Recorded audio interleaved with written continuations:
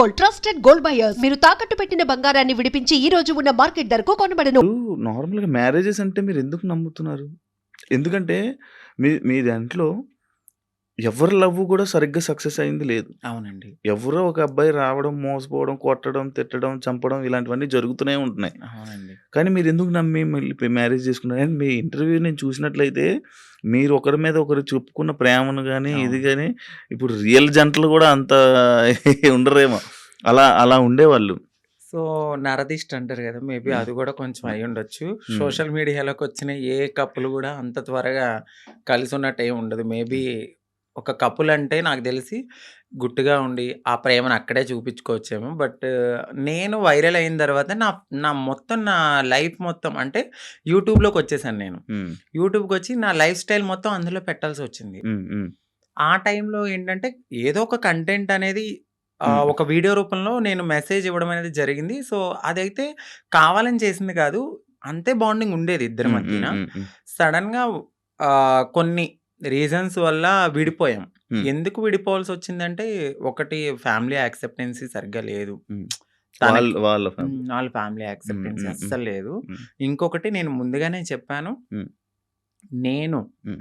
ఎప్పుడైతే నేను మా అమ్మగారికి ఇల్లు కడతానో, సో, అప్పటి వరకు ఆగమనే చెప్పాను. హ్మ్. నేను అప్పటి వరకు నేను కొంచెం కష్టపడాలి. హ్మ్. ఇప్పుడు నువ్వొచ్చావు గదా! అని నేను రాలేను. ఎందుకంటే హ్మ్. ఇట్లనే అవుతది. హ్మ్. ఆఫ్టర్ బ్రేకప్ అవును. అయిపోతది. సో, నేను మళ్ళీ నా పాస్ట్‌కెళ్ళలేను గాబట్టి హ్మ్. కొంచెం టైమ్ ఇవ్వు అని జెప్పాను. హ్మ్. ఆ అబ్బాయి అన్నీ ఓకే అన్నాడు. హ్మ్. హ్మ్. నేను కమ్యూనిటీ వర్క్స్ చేస్తానని చెప్పాను. ఇలా కమ్యూనిటీలో ఉంటాను కొన్నాళ్ళు. మనం సెటిల్ అయ్యే వరకు. దాని తర్వాత మా పెద్దవాళ్ళకి చెప్పి మనం హ్మ్. హ్యాపీగా మన లైఫ్ లీడ్ చేద్దాం. నేను ఇల్లు కట్టుకోవాలి మా అమ్మగారు. హ్మ్. దాని తర్వాత నేను మ్యారేజ్ చేసుకున్నాం. హ్మ్. ఒక 1 ½ ఇయర్ బానే ఉన్నాం. హ్మ్. హ్మ్. హ్మ్. దాని తర్వాత ఇంకా రోజు ఇంకా తాగడము, హ్మ్. ఎందుకిట్లా, అందుకట్లా చిన్న చిన్న ఇష్యూస్, గొడవలు అవి పెద్ద పెద్దయి అయిపోయాయి. అయితే ఈ బ్రేకప్ టైమ్‌లో ఎక్కువ వీడియోస్ పెట్టడం హ్మ్. అంకిత కావాలని చేస్తుందా? ఎందుకు అంత ఎమోషనల్ అయిపోతుంది? ఎందుకు సోషల్ మీడియాలో అంత ఏడుస్తూ వీడియోలు పెట్టాల్సిన అవసరం ఏంటి? అని క్వెషన్ చేసారా? మీ వరకొచ్చిందా? హ్మ్. వచ్చింది. ఆ! ఏమని మీ సమాధానం? సో, ఎందుకంటే అది నా మనసుకు తగిలింది. హ్మ్. నేను సోషల్ మీడియాకి గూడా వచ్చేదాన్ని కాదు, చెప్పేదాన్ని గూడా గాదు. హ్మ్. ఒకానొక సిట్యుయేషన్‌లో అది నాకు నెగటివిటీ వచ్చేసింది. అవును. తినే ఏదో చేసింది. హ్మ్. తిన వల్లే బ్రేకప్ అయిందని హ్మ్. నెగటివిటీ వచ్చింది. హ్మ్. సో, నేను నిజం చెప్పాలంటే నేను ఒక ఓపెన్ బుక్. ఆ హ్మ్. విషయంలో అయితే తనకి నేను చాలా ఓపెన్‌గా అన్నీ చెప్పే చేసుకున్నాను. హ్మ్. సో, చెప్పి చేసుకున్న పర్సన్ హ్మ్. తను ఎప్పుడైతే ఆహ్, కొన్నాళ్ళ తర్వాత లగ్జరీ లైఫ్‌కి అలవాటు పడ్డాడు. అవును. ఆ తరువాత జాబ్ పోయింది. హ్మ్. ఒక 11 మంత్స్ వరకు నేనే చూసుకున్నాను. ఓహ్! బిఫోర్ గూడా నేనే రెంట్ కట్టేదాన్ని. కార్ ఈఎంఐలన్నీ నేనే. ప్రతీదీ హ్మ్. నాదే. హ్మ్. హ్మ్. ఆయన జాబ్ చేసుకుని వాళ్ళ ఫ్యామిలీని చూసుకునేవాడు. సమ్‌టైమ్స్ ఎప్పుడైనా రెస్టారెంట్స్ ఆటిలకెళ్ళినప్పుడు ఖర్చు పెట్టే అతను. హ్మ్. 11 మంత్స్ అనేది జాబ్ పోయింది. హ్మ్. హ్మ్. ఆ! ఇంకా నాకు ప్రెషర్ ఎక్కువైపోయింది. హ్మ్. ఇటువైపు ఇల్లు కట్టిన ఒక గోల్డ్ ఉంది. హ్మ్. అక్కడ అదంతా విడిపించాలని జెప్పి నేను తనకి ముందే చెప్పాను. హ్మ్. సో, డ్రింక్ చేయడము, ఇదే విషయంలో గొడవ అవ్వడము. హ్మ్. దీనికి ముందే నాకు తెలీదు. రీసెంట్‌గా తెలిసింది. నన్ను మ్యారేజ్ చేసుకున్న 3 మంత్స్‌కే వేరే అమ్మాయిలతో కూడా ఉన్నారని చెప్పారు. హ్మ్. సో, ఆ రికార్డ్స్ కూడా నా దగ్గరున్నాయి. హ్మ్. బట్ నేను ఎందుకంటే అంతా అయిపోయిన తర్వాత మనకు అనవసరం అనిపించింది. హ్మ్.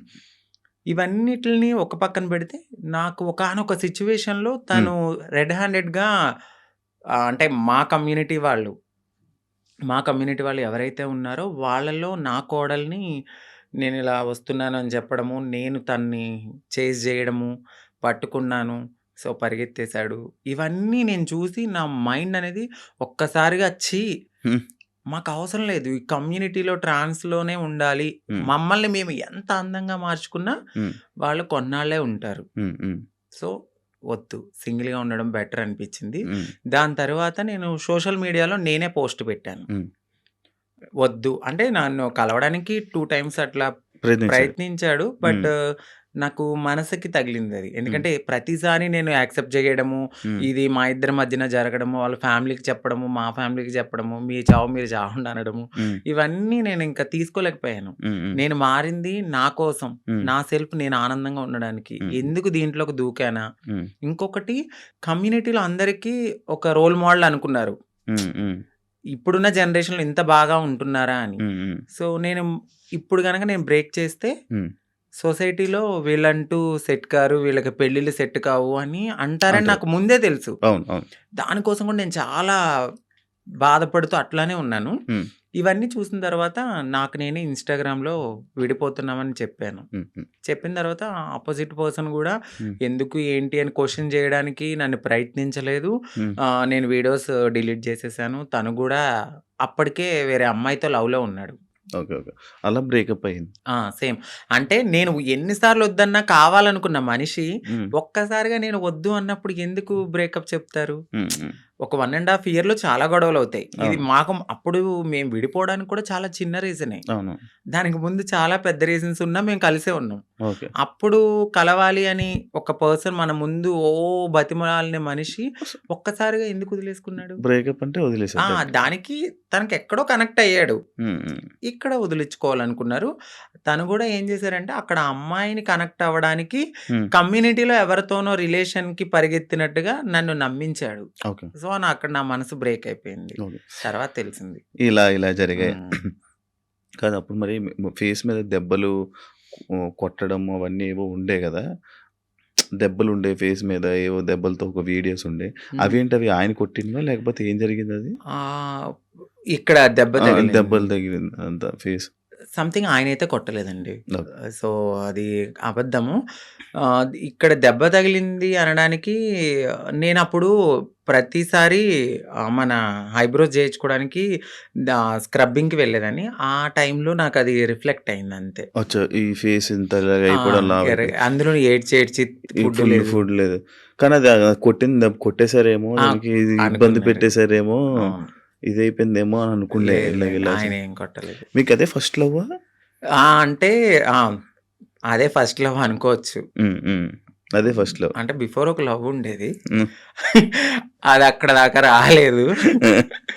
అంటే ఇంకా ఇది లవ్ కామన్ అనిపించింది ఇంకా. కానీ పెళ్లి వరకు రావడం అనేది ఇదే. ఇదే ఫస్ట్ పెళ్లి వరకు. ఇప్పుడు ఇద్దరి అభిప్రాయాలు కలుస్తాయి. కలిసిన తర్వాత మాట్లాడుకుంటాం. మాట్లాడుకున్న తర్వాత కొన్ని రోజులు ట్రావెల్ అయ్యాక ఓకే. నీవు నాకు సెట్ అవ్వలేదు వదిలేసుకుందాం అనుకునేది ఒకలా ఉంటది. ఇటు పబ్లిక్ వచ్చేసి హ్మ్. మనము కామన్ అయిపోతాం వాళ్ళకి. అవును. రోజు కనపడతాం. ఆ! ఆ! ఒక్కసారిగా పర్సన్ పక్కన లేకపోయేసరికి ఎందుకు అని వాళ్ళు క్వెషన్ చేయడం అనేది రైటే ఉంటది. హ్మ్. సో, ఇక్కడ దాకా ఆ పర్సన్ అయితే ఉన్నారంతే. కాదు అదే ఇందాక నేను ఒక పాయింట్ అడిగాను. ఏదైతే అబ్బాయిల దగ్గర నుంచి మనకి పూర్తి ప్రేమ దొరకదని తెలుసు మీకు. తెలుసండి. డబ్బుల గురించి వస్తారని తెలుసు. అవును. కానీ ఎందుకు నమ్మి దగ్గరికి తీసుకొని మోసపోయి మళ్ళీ ఏడడం? గొర్రె కసాయవాడిని ఎందుకు నమ్ముతుందంటే నేనేం క్వెషన్ చేయగలను.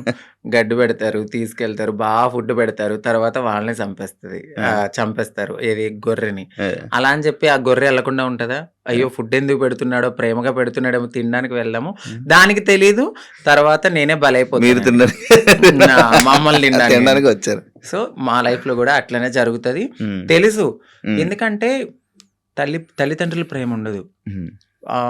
ఫ్రెండ్స్‌తో ఎవరితోన్నా మాట్లాడినా గూడా, "ఏయ్! తనెందుకు మారిపోయాడు గదా! అట్లా ఇట్లా నువ్వెందుకు మాట్లాడుతున్నావు? హ్మ్. నీకేమన్నా రేపొద్దున్న బ్యాడ్ రివ్యూ వస్తదేమో" అని చెప్పి ఫ్రెండ్స్ ఎక్కువ మాట్లాడరు.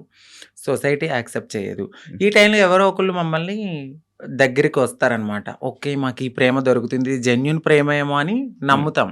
నమ్మి దగ్గర తీసుకుంటాం. తనకయ్యిందని చెప్పి నాకవ్వాలని లేదు కదా! అని హ్మ్. గొర్రెలుగా నమ్మేసి ముందుకెళ్ళిపోయి తర్వాత బలైపోతాం.